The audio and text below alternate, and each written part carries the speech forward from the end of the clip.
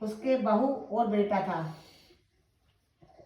लेकिन बेटे का कोई काम नहीं था। वो काम की तलाश में परदेश जाता है।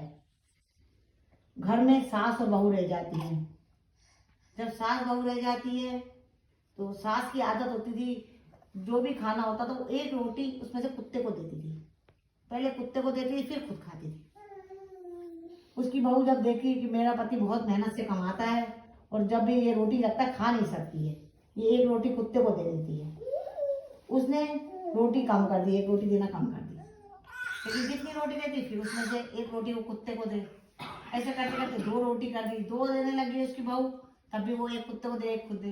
फिर वो सोचती मेरी बहू मेरी सास 2 रोटी भी नहीं खा सकती है। फिर उसके बाद एक रोटी कर देती है, एक रोटी कर देती है, वो उसमें से आधी कुत्ते को देती है, आधी खुद खाती है। फिर वो आधी कर देती है, उसमें से वो एक गस्सा खुद खाए, एक गस्सा कुत्ते को दे। ऐसे करते करते उसकी बहू ने उसकी रोटी घटाती गई और उसको कुछ दिन बाद चने देने लग गई। वो चने देने लग गई, कुछ चने खुद खाए, कुछ चने कुत्ते को दे। ऐसे करते करते उसकी बहू ने चने घटाते घटाते एक दिन ऐसा वक्त कर दिया, उसको एक चना देने लग गई।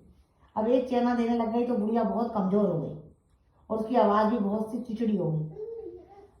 कुछ टाइम बाद फिर उसका बेटा प्रदेश से आया, कहता माँ से मिलने गया। जब माँ से मिलने गया, देखा कि मेरी माँ बहुत कमजोर हो गई है, और माँ से कहता है माँ तू तो बहुत कमजोर हो गई है, क्या बहू तुझे रोटी नहीं देती? तो वो कहती बच्चा बच्चा, आवाज उसकी चिचड़ी होती है, एक यणा, चना नहीं बोल पाती, यणा बोलती है। तो यणा जब बोलती है तो उसकी बहू अब चिंता में पड़ जाती है कि भाई मेरे को तो अब मेरा पति मारेगा कि मैं उसकी माँ को एक चना दे रही हूँ।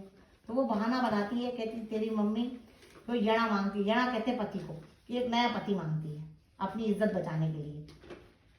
और तेरी माँ हो गई अब पागल, इसको ऐसे कर तू जंगल में छोड़ा। बेटा बहू की बात मानकर माँ को जंगल में ले जाता है, एक झोपड़ी डाल देता है और एक चरखा दे देता है। माँ से कहता है सूत काट कर तू अपना वक्त पास कर। माँ जंगल में झोपड़ी में रहती है और सूत काटती है, सूत बेचती है और अपना वक्त पास करती है। एक दिन ऐसा वक्त कार्तिक का महीना आया, ठंड का टाइम था, डायनमोतर भगवान आए, वो स्नान करके आए तो उन बहुत कांप रहे थे। बोले माँ माँ हमें बहुत ठंड लग रही है। उसने झोपड़ी के में आते हैं उसकी बुढ़िया माँ की, माँ माँ बहुत ठंड लग रही है हमें। कह रहे आओ आओ बच्चा, आओ आओ बैठो बैठो बच्चा बैठो। वो क्या करती है, उसके पास और तो कुछ होता नहीं है, एक चरखा होता है, वो चरखे को तोड़ती है और उसमें आग जलाती है और उनको खूब गर्म कर देती है। वो बहुत खुश हो जाते हैं, कहते हैं अरे अब ये माँ कैसे अपना गुजारा करेगी, इसने अपना सब कुछ तो हमें दे दिया। इसके बाद एक चरखा था और उसी का सूत काट कर बेचती थी। वो बहुत खुश होते हैं, कहते हैं आशीर्वाद देते हैं कि तेरी झोपड़ी की जगह महल हो जाए और तेरे पास बहुत सी दास दासियां हो और तू सोने के झूलों में झूले, और आशीर्वाद देकर चले जाते हैं। उस झोपड़ी की जगह महल बन जाता है और बहुत से दास दासियां हो जाती हैं घर में उन भगवान की कृपा से, और वो बहुत रानी की तरह अपना जीवन बिताती है। कुछ समय बाद बहू और बेटे को अपनी माँ की याद आती है। कहते हैं जा अपनी माँ को देखकर तो आ कि वो जंगल में जिंदा भी है, मर गई है। बेटा फिर माँ को देखने जाता है, झोपड़ी की जगह देखता है कि महल है और वहाँ बहुत से दास दासियां हैं और मेरी माँ दास दासियों में बैठी है। पहचान तो पहले नहीं पाता कि बाद में माँ बच्चे को लेकिन पहचान जाती है और अपना सारा हाल बताती है। फिर बेटा घर आकर बहू को बताता है कि उस झोपड़ी की जगह महल है और मेरी माँ उस महल में बहुत दास दासियों के साथ बहुत ऐश से रह रही है। उसकी बहू को बहुत जलन होती है और कहती है मेरी भी माँ को जा जंगल में छोड़ कर आ, उसको भी झोपड़ी दे डाल के दे और चरखा दे, मेरी माँ के पास भी बहुत से दास दासियां और वो भी महल में रहे। वो अपनी सास को भी ले जाता है और जंगल में छोड़ा। ऐसे फिर वक्त आता है, कार्तिक का महीना, अगला साल फिर आता है। भगवान देखते हैं, कहते हैं हमारा आशीर्वाद खाली कैसे चला गया, फिर झोपड़ी बनी हुई है। फिर आते हैं बूढ़ी माँ के पास, देखते हैं बूढ़ी माँ बैठी है, कहते हैं नहा के आते हैं। बूढ़ी माँ हमें ठंड लग रही है।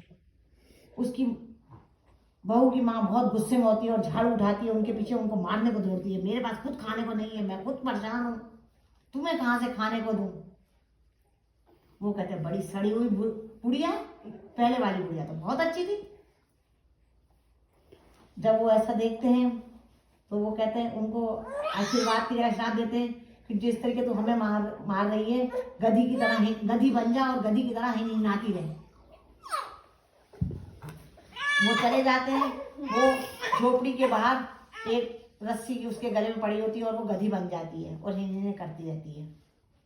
कुछ समय बाद बहू कहती है जाओ मेरी माँ को भी देख के आओ, वहाँ झोपड़ी की जगह महल है। अब वो वहाँ जाता है, देखता है तो झोपड़ी के साथ गधे वो बना हुआ खूटे के साथ एक गधी बनी हुई है और हिन कर रही है। उसने कहा कि वहाँ पे महल नहीं है और तेरी माँ भी नहीं है, वो गधी बन गई है। बोले तू मेरी माँ को कहाँ छोड़कर आया जो मेरी माँ गधी बन गई है? तो बोले तेरी माँ के अपने कर्म, मेरे अपने कर्म। फिर अब कहते हैं देख मर्दों की फेरी, माँ तेरी थी या मेरी, देख रनों के चाले, मुंह सिर मुन ते मुंह काले। बोल डाई दामोदर भगवान की जय।